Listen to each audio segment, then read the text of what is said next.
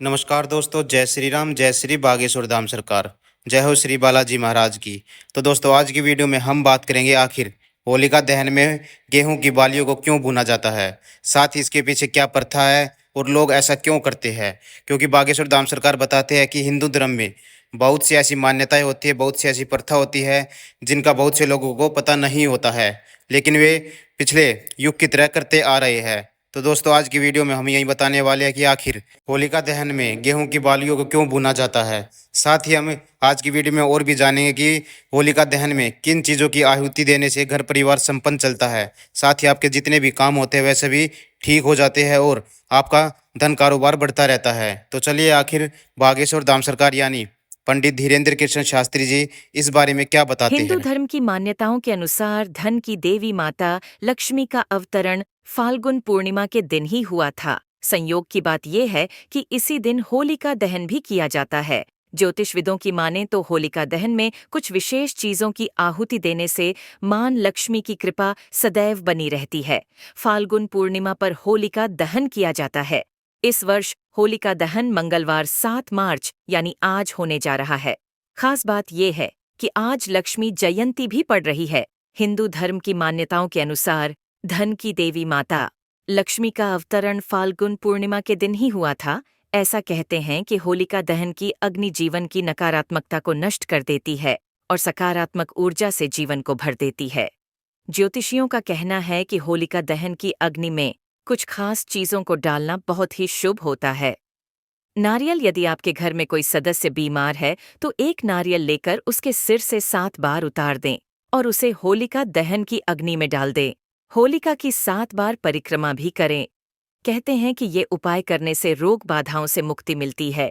गेहूं की बालियां होलिका दहन की अग्नि में गेहूं की बालियां भूनना बहुत ही शुभ माना जाता है। गांव देहात में होलिका दहन से पहले फसल की पूजा करने का भी रिवाज है।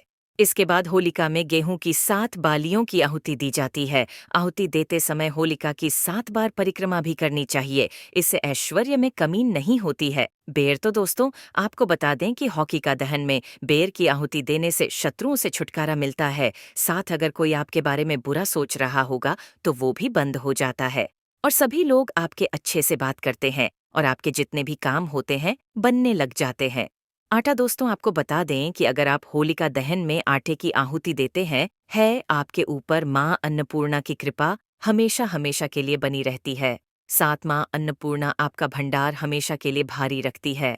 साथ ही आपको कभी भी रसोई से जुड़ी समस्या नहीं होती है, क्योंकि माता अन्नपूर्णा हमेशा आपके साथ रहेगी और आपका भंडार भर के रखेगी।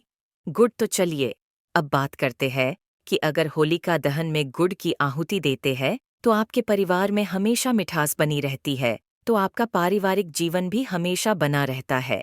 आपके जीवन में गुड़ के जैसे मिठास भरी रहती है और हमेशा आपके आसपास जितने भी लोग हैं सभी आपके मिलजुल कर रहेंगे और आपकी बात भी जानेंगे। तो चलिए अब बात करते हैं होलिका दहन करते समय इन बातों का रखें ध्यान। सही मुहूर्त पर होलिका दहन करें। होलिका दहन पूर्णिमा के अंतिम भाग में यानी भद्रा रहित काल में होगा।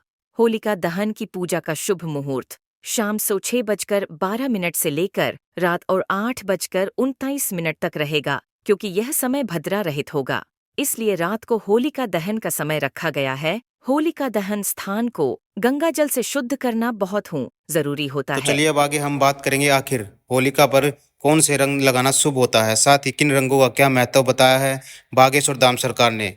क्योंकि बागेश्वर धाम सरकार जितने भी सिद्ध उपाय बताते हैं वो बहुत ही सार्थक और सिद्ध होते पर हैं। कौन से रंग लगाना बहुत ही शुभ होता है और 7 रंगों में महत्व के बारे में भी जानेंगे। रंगों के त्योहार के तौर पर मनाई जाने होली का बहुत महत्व है। इस दिन इस्तेमाल किए जाने वाले रंगों के अपने कुछ महत्व और मायने होते हैं। आइए जानते हैं कौन से रंग का क्या है मतलब। होली का पर्व रंगों का पर्व माना जाता है। बुराई पर अच्छाई के जीत के तौर पर मनाए जाने वाले इस पर्व पर लोग अपने सभी गिले शिकवे भुलाकर प्रेम और सद्भाव के साथ एक दूसरे के साथ रंग खेलते हैं। जाता है फाल्गुन माह की पूर्णिमा तिथि को पड़ने वाले इस पर्व के दूसरे दिन आज रंगोत्सव मनाया जा रहा है। आज के दिन लोग बड़े छोटे और अमीर गरीब का भेद भुलाकर लोगों के साथ रंग वाली होली खेलते हैं। होली के अवसर पर जिस रंग को खुशियों का प्रतीक मानते हुए हम सभी एक दूसरे के साथ खेलते हैं, उसका सनातन परंपरा में बहुत महत्व माना गया है। होली के दिन प्रयोग किए जाने वाले हर एक रंग का अपना न सिर्फ धार्मिक और आध्यात्मिक महत्व भी होता है। आइए जानते हैं कौन से रंग के क्या है मायने इस्तेमाल करते हैं।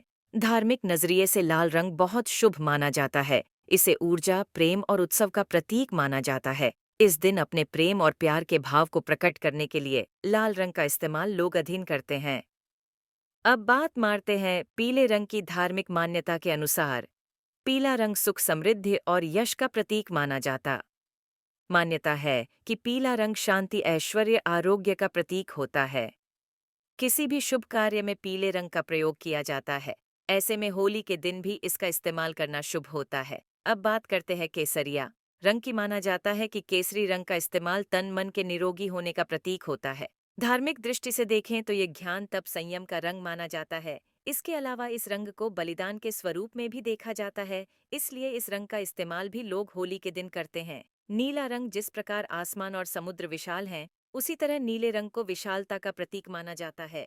माना जाता है कि नीला रंग अपने भीतर तमाम अलग अलग रंगों अपने अंदर समाहित कर लेता है। इस रंग भगवान श्री कृष्ण से जोड़ा जाता है। हालांकि इस रंग को होली में अधिक मात्रा में नहीं देखा जाता है। तो चलिए अब बात कर लेते हैं हरे रंग की। हरा रंग सुख, समृद्धि और शांति का प्रतीक माना जाता है। क्योंकि यह रंग प्रकृति से भी जुड़ा हुआ है, इसलिए इस रंग की महत्वता और बढ़ जाती है। हरा रंग प्यार और संतुलित जीवन को दर्शाता है। यह रंग आपके जीवन में नया संचार करने का काम करता है। साथ ही रंगों का त्योहार कहा जाने वाला ये त्योहार बहुत ही शानदार होता है। इसलिए आप सभी लोगों से बागेश्वर धाम सरकार ये अपील करते हैं कि होली सुख और शांति से मनाएं और अपने घर परिवार का ख्याल रखें। अगर श्री आपकी राम। भी शादी नहीं हो रही या शादी में बहुत सारी अड़चनें आ रही हैं, तो होली की रात बागेश्वर धाम सरकार ने एक ऐसे मंत्र के बारे में है, अगर आप उसका जाप कर लेते हैं तो आपकी प्रॉब्लम खत्म हो जाएगी और जल्द ही आपके शादी के योग भी बनेंगे। तो चलिए जानते हैं क्या बताते हैं बागेश्वर धाम सरकार उस मंत्र के बारे में। तो दोस्तों, होली का पर्व सिर्फ रंगों के लिए नहीं बल्कि तंत्र मंत्र की साधना के लिए भी जाना जाता है। ऐसे में होली की रात सभी मुश्किलों से बचाने और मनोकामनाओं को पूरा करने चमत्कारी मंत्र होते हैं। फाल्गुन मास की पूर्णिमा के दिन खेली जाने वाली होली का सिर्फ रंग और उमंग से ही नहीं बल्कि देवी देवताओं की साधना और आराधना से भी संबंध है। हिंदू धर्म में होली पर किए जाने वाले कई ऐसे उपाय बताए गए हैं जिन्हें करके आप अपनी हर मुश्किल को दूर और मनोकामना को पूरी कर सकते हैं। सनातन परंपरा में तमाम तरह की मनोकामनाओं को पूरा करने के लिए मंत्र जप को महाउपाय माना गया है। आइए जानते हैं कि इस होली पर कष्टा से मुक्ति और मनोकामनाओं को पूरा करने वाला कौन सा मंत्र आपके लिए सबसे उत्तम है और उसे किस विधि से जपना चाहिए। यदि आपकी शादी की उम्र हो जाने के बाद भी अब तक विवाह का योग नहीं बन पाया है या फिर आपके विवाह में अक्सर कोई न कोई अड़चन आ जा रही है, तो आपको मनचाहा जीवन साथी पाने और शीघ्र विवाह के लिए होली की रात को छठ मंगनी पट शादी का महाउपाय जरूर करना चाहिए। मान्यता है कि यदि कोई कन्या होली की रात को कात्यायनी महामाये महायोगिनयाधीश्वरी नंद गोपसुतम दे पतिम में कुरुतेनम का जब पूरी श्रद्धा और विश्वास के साथ करती है तो उसके जल्द हाथ पीले होते हैं।